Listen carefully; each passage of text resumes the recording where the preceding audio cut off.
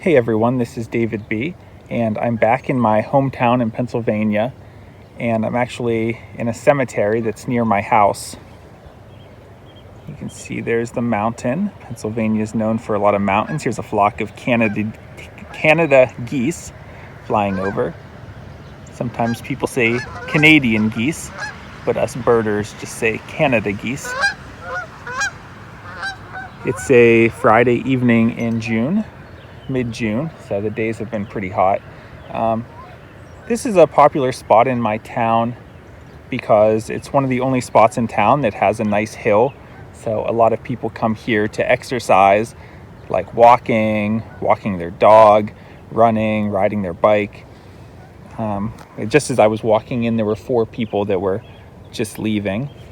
You can see there's a couple cars also. Father's Day is coming up, so there's probably some people visiting their father's graves, maybe just making sure they look nice or adding some flowers, something like that. You guys know I love my birds. There's a couple common grackles on the ground here, and up ahead I see a couple of bunnies fighting with each other. If I zoom in, I don't know what they're doing. 3 bunny rabbits now, all chasing each other between the graves. I should also point out that the term we usually use is cemetery. You might also hear graveyard, but I feel that's more like in scary stories when they're trying to make it seem like a scary place. But we usually just say cemetery. And maybe different cultures are different. I would say our culture is pretty open about people, like the public having access, and people are tolerant of just people walking or exercising. Sometimes people come up here, like if there's a fireworks show for the 4th of July in the city, people will come up here to watch them up on top of the hill. So it's not only kind of a sacred burial ground, but it's also a place where people come to do some recreational activities or just have a place to walk and think. Here you can see an American flag flying. And it's pretty common to have American flags at graves also, especially if the person was a veteran. So for example, here we have someone who was a veteran of the Korean War.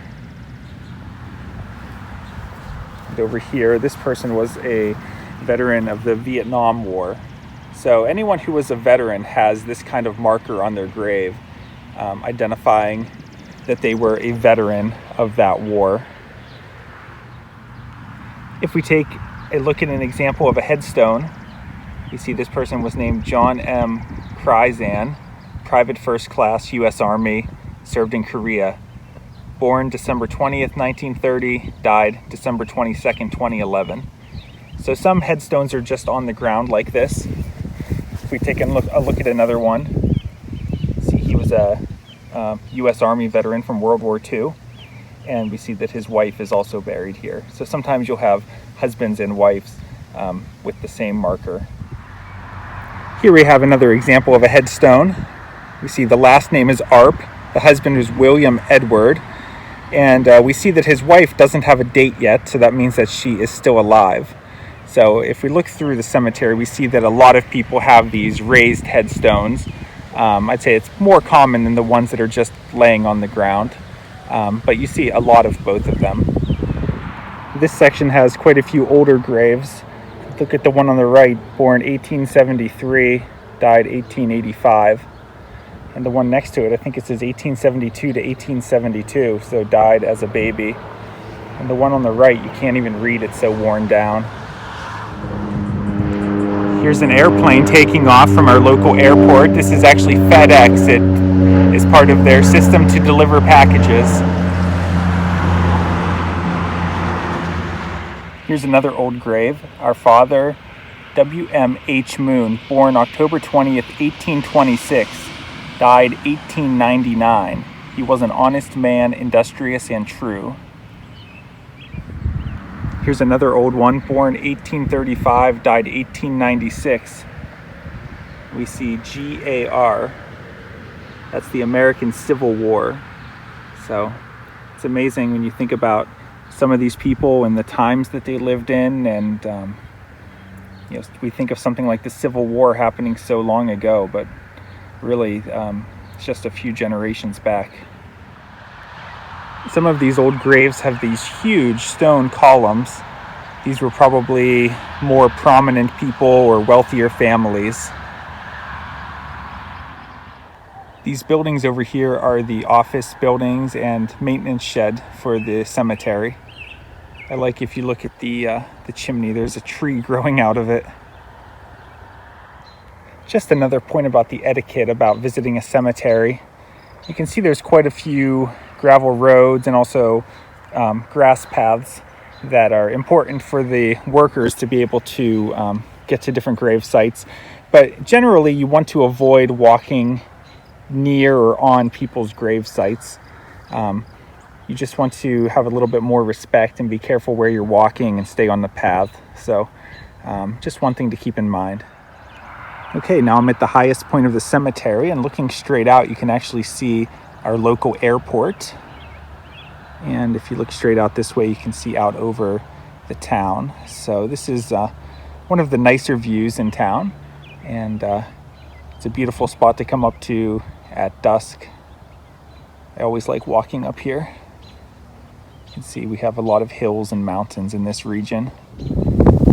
This looks like a snow plow that they would put on the front of a pickup truck to plow the roads when it snows in the winter, but they just randomly left it here during the summer. It looks like it's chained to a big block of concrete so no one can steal it. Some gravestones have very intricate drawings or pictures on them. Sometimes it's the people or maybe something that they enjoyed, so I'm sure this person loved nature. This hill over here is actually bigger than it looks on camera, but this is the spot where in the winter when it snows, all the kids come to go sled riding, or sledding as we call it.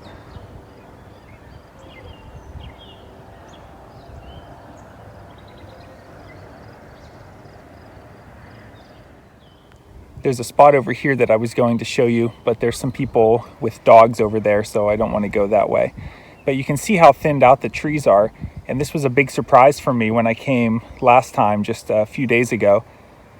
This was always a spot where there wasn't a really big wooded area, but there was a wooded area with a little trail that went through it, and it was a spot that you could kind of go and just be alone, and it was really peaceful.